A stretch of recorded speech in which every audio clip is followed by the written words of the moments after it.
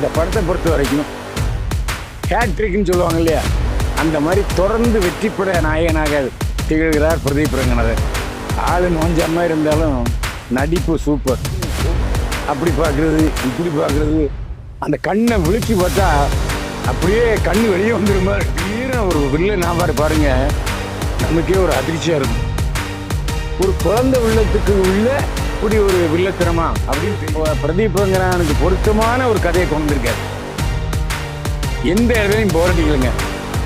விறு படன்னு போயிட்டு இருக்கு. கிளைமேக்ஸ்ல நம்மளை அப்படியே உருக வச்சிடுறாங்க. என்னை வாழ வைத்துக் கொண்டிருக்கும் யூடியூப் சேனல் நேயர்களுக்கு நன்றியும் வணக்கமும். இப்போது நான் பார்க்க போவது டியூட் படத்தின் திரை விமர்சனம்.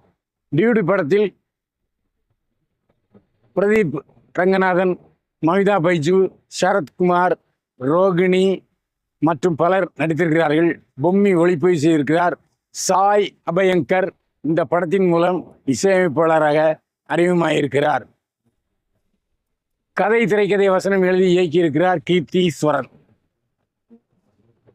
முதல்ல சொல்லிட்டேன், படம் முழுக்க காமெடி. காதலிக்க நேரமில்லை சிறிதருக்கு புகழ் கொடுத்தது. கீர்த்திவாசனுக்கும் பிரதீப் ரங்கநாதனுக்கும் டியூடு புகழ் கொடுத்துருக்கிறது. லைட் காமெடி, ஆனால் படம் சீரியஸாக போயிட்டு இருக்கு. எல்லாருமே ஃப்ராங்க் அப்படின்னு சொல்கிறாங்க, ஆனால் அது உண்மைங்கிறது படம் பார்க்குறவங்களுக்கு புரியும். பிரதீப் ரங்கநாதன் அமைச்சர், பால்வளத்துறை அமைச்சர் சரத்குமாரோடைய சகோதரி ரோகிணியோட மகன். ரொம்ப ஜாலியான ஆள். அமைச்சரோட மகள் மமிதா பைஜு. ரெண்டு பேரும் மாமே மக, அத்தை மகன், அந்த மாதிரி ரெண்டு பேரும் நண்பர்களாகவே பழகிட்டு இருப்பாங்க. ஓப்பனிங்கில் ஒரு வித்தியாசமாக இருக்கும். எப்போவுமே ஜாக்கி சான் படத்தில் ஓப்பனிங் சீன் பார்த்தா தான் படம் கொஞ்சம் புரியும். அதுமாதிரி இந்த படத்தில் ஒரு கல்யாணம் நடக்கும். ரொம்ப சோகமாக போய் பிரதீப் ரங்கநாதன் நிற்பார். நின்று சாரி பிரதர், இன்னும் அந்த பொண்ணை கூட்டிகிட்டு போவார். ஏண்டி என்னை ரிஜெக்ட் பண்ண, ஏன் வேண்டான்னு சொன்னேன் பாரு. அதாவது மனப்பொண்ணை இவர் லவ் பண்ணியிருப்பார். அப்புறம் பார்த்தா தற்செயலாக அப்படியே தாலியை பிடுங்குற மாதிரி சூழ்நிலை வந்துடும். ஒரே ஃபைட்டு. ஒரு காமெடி டைப்பான ஆள். தன்னுடைய கேரக்டரை எஸ்டாப்ளிஷ் பண்ணவர் பிரதீப் ரங்கநாதன். அதில் ஒரு அருமையான ஃபைட்டு. பிரதீப் ரங்கநாதன் சும்மா சொல்லக்கூடாது. ஆள் நாகேஷ் மாதிரியும் தனுஷ் மாதிரி இருந்தாலும் சண்டையிலையும் பூந்து விளையாடுறாரு. அந்த அடுக்கி வைக்கப்பட்ட நாற்காலிகளில் டக்குன்னு ஏறி மேலே ஏறுறதெல்லாம் டூப் போடாமல் செஞ்சுருக்காரு. நல்லா ஃபைட் பண்ணுறாரு. நல்ல முகபாவனையில் வெளிப்படுத்தியிருக்காரு பிரதீப் ரங்கநாதன். அதுவும் ஏண்டா உனக்கு ரெண்டு அப்பா அப்படின்னு சொல்லும்போதும் சரி, அந்த அந்த பிரசவத்துக்கு எப்போவுமே இப்போல்லாம் என்ன சொல்கிறாங்கன்னா, கணவன் போய் தைரியம் சொல்லுங்க உங்கள் ஒய்ஃபுக்குன்னு சொல்லி உள்ளே அனுப்புவாங்க. அப்போ சொல்லுவார், எனக்குலாம் இந்த சான்ஸே கிடைக்கலையேன்னு சரத்குமார் வழியும் போது உள்ளே அப்படியே தள்ளி போவார். அப்புறம் அப்படியே வெளியே பார்த்தா ஒருத்தர் நின்றுக்கிட்டு இருப்பான். அவன் யாரும் படத்தை பார்த்தா தான் உங்களுக்கு தெரியும். சொன்னா உங்களுக்கு சஸ்பென்ஸ் அடிபட்டுவோம். இந்த படத்தை பொறுத்த வரைக்கும் ஹேட்ரிக்னு சொல்லுவாங்க இல்லையா, அந்த மாதிரி தொடர்ந்து வெற்றி பெற நாயகனாக திகழ்கிறார் பிரதீப் ரங்கநாதன். ஆளு நோஞ்சாம இருந்தாலும் நடிப்பு சூப்பர். ஒவ்வொரு இடத்துலையும் அப்படி பார்க்குறது இப்படி பார்க்குறது, அந்த கண்ணை விழிச்சு பார்த்தா அப்படியே கண்ணு வெளியே வந்துருமா இருக்கு. கோபத்தில் பார்க்குறாரு, சீரியஸாக பார்க்குறாரு. ஆனால் அவர் சீரியஸாக இருக்காரு, நாம் சிரிக்கிறோம். அப்படி ஒரு டைப்பு. ஆனால் கதை வித்தியாசமான கதைங்க. இது வரைக்கும் இந்த ஸ்டேஜுக்கு யாரும் கதை எழுதுனது இல்லை. அதை நான் சொன்னதை நீங்கள் புரிஞ்சுங்க. தியேட்டரை போய் பார்த்தா தெரியும். அந்த அளவு படத்தில் ரொம்ப ஆழமான விஷயங்கள் இருக்கு. பிரதீப் ரங்கநாதன் வெற்றி பட ஹீரோவாக இருக்கார். ஒரு காலகட்டத்தில் ராமராஜன், பாக்யராஜ், அப்புறம் ராஜ்கரன்லாம் இருந்தாங்கல்ல, அந்த மாதிரி இவர் பாக்யராஜும் நாகேஷும் கலந்த ஒரு நல்ல உருவம் பிரதீப் ரங்கநாதன். பின்னி பெடல் எடுத்திருக்காரு. மமிதா பைஜு சிரிக்கும் போது அவ்வளோ அழகாக இருக்குது. முதல் படம் இது. ஏற்கனவே ஒரு மலையாளத்தில் நடிச்சிருக்காரு. அருமையான நடிப்பு, ரொம்ப உச்சக்கட்ட நடிப்பு. எப்படின்னா, ஏண்டி அவனை இப்படி வதைக்கிற, அவன் பாரு அந்த குழந்தைய தூக்கி கொஞ்சம் கொஞ்சிக்கிட்டு இருக்கான், அவன் மனசுக்குள்ள எவ்வளவு உன்னை லவ் பண்ணியிருப்பான் தெரியுமா அப்படிங்கும்போது ஒரு அழுக. மம்தா பைஜு அப்படியே உருகி இருக்கார் மம்தா பைஜு. அதே மாதிரி ஃப்ராங்க்னு சொல்கிற இடத்துலலாம் நமக்கு ஒரு அதிர்ச்சியாக இருக்கும், படத்தில் ஒரு முதிர்ச்சியில் தெரியுது. சரத்குமார் இது வரைக்கும் அவர் இந்த மாதிரி ஒரு படம் பண்ணதே இல்லை. பயங்கர காமெடி, குழந்தைத்தனமாக இருக்கார் நம்ம சரத்குமார். ஆரம்பத்தில் பார்த்தீங்கன்னா ஒரு காமெடி நடிகராகவே அப்படி பண்ணிக்கிட்டு இருப்பார். திடீர்னு ஒரு வில்லன் ஆவார் பாருங்க, நமக்கே ஒரு அதிர்ச்சியாக இருக்கும். ஒரு குழந்தை உள்ளத்துக்கு உள்ள இப்படி ஒரு வில்லத்தனமா அப்படின்னு தெரியும். படத்தை பார்த்தா உங்களுக்கு புரியும். நான் டீட்டெயிலாக சொல்லலை, மேலோட்டம் சொல்றீங்க. சரத்குமார் இந்த படத்தில் வேற ஒரு சரத்குமார் நமக்கு அடையாளம் காட்டியிருக்காரு.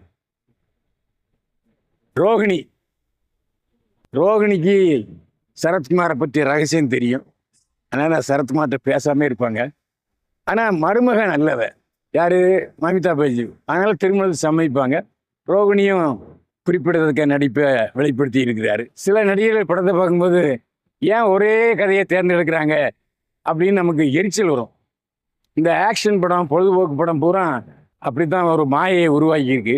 ஆனால் இந்த படத்தை பொறுத்த வரைக்கும் பிரதீப் ரங்கநாதனை பாராட்டணும். ஏன்னா பிரதீப் ரங்கநாதன் இந்த படத்தினுடைய கதையை உள்வாங்கிட்டு நடிச்சிருக்காரு. வேற எந்த ஹீரோவும் இந்த மாதிரி நடிக்க முடியாது.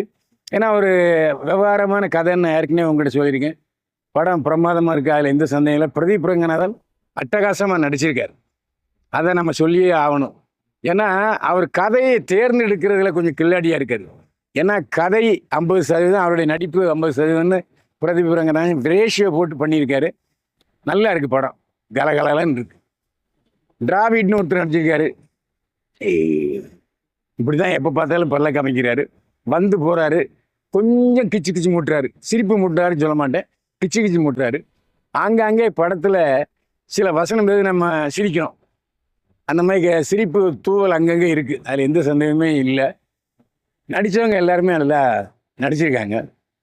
பொம்மி ஒளிப்பதிவு செய்திருக்கிறார், பளிச்சென்ற ஒளிப்பதிவு செய்திருக்கிறார். எந்த இடத்துலையும் இருட்டே இல்லை, அழகாக பண்ணியிருக்காரு. நமக்கு கண்ணுக்கு வண்ண கோலங்களாக தெரிகிறது பொம்மியோட ஒளிப்பதிவு. சாய் அபயங்கர் சும்மா சொல்லக்கூடாதுங்க. முதல் படத்திலே மனுஷன் மியூசிக்கு இளையராஜா மாதிரி தெரியுது, இந்த பக்கம் எம்எஸ் சுத்தனா மாதிரி தெரியுது. 5 பாடல்கள், பிரமாதமான பாடல்கள், திரும்ப திரும்ப கேட்கலாம். அந்த மாதிரியான ஒரு இனிமையான பாடல்கள். சாய் அபயங்கர் இந்த படத்தினுடைய வெற்றிக்கு ஒரு முதுகெலும்பாக திகழ்கிறார்னு சொல்ல வேண்டும். அடுத்த அனிருத்து சாய் அபயங்கர் தான், சந்தேகமே வேண்டாம். ஏன்னா கையில் நிறைய திறமை வச்சிருக்காரு, இசை மெட்டுக்களை குவியலாக வச்சிருக்காருன்னு நினைக்கிறேன். அடுத்தடுத்து வர்ற படங்களை சாய் அபயங்கர் அனிருத்தாகவும் எம்எஸ் விஸ்வநாதனாகவும் நமக்கு தெரிவார். கீர்த்தீஸ்வரன் கதை திரைக்கதை வசனம் எழுதி இயக்கியிருக்காரு. இவர் படம் வந்து தயாரிப்பாளர் தெலுங்காரர்.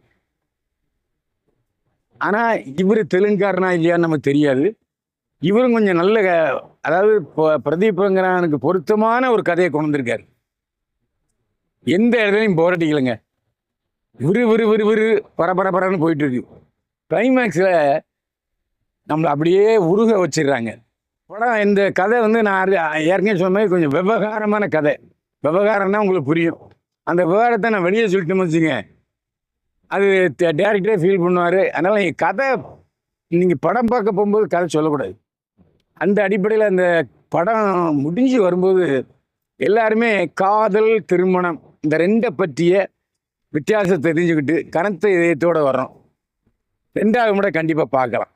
ஒரு படத்தினுடைய வெற்றிக்கு காரணம் திரும்ப பார்க்குறது, திரும்ப இந்த படத்தை பார்க்கலாம்.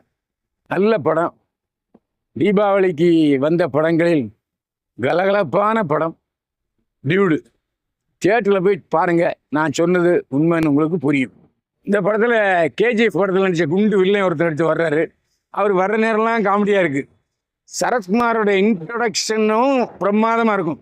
அவர் யாரோ பெரிய தாதான்னு சொல்லுவாங்க. அவர் அந்த கேஜிஎஃப்ல சரத்குமார் தான் எனக்கு வந்து குரு அப்படின்னு சொல்லுவார். அது ஒரு சஸ்பென்ஸு.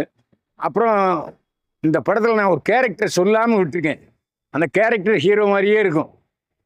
அவன் வர்ற நேரம்லாம் த்ரில்லாகவும் இருக்கும், அதே சமயத்தில் காமெடியாகவும் இருக்கும்.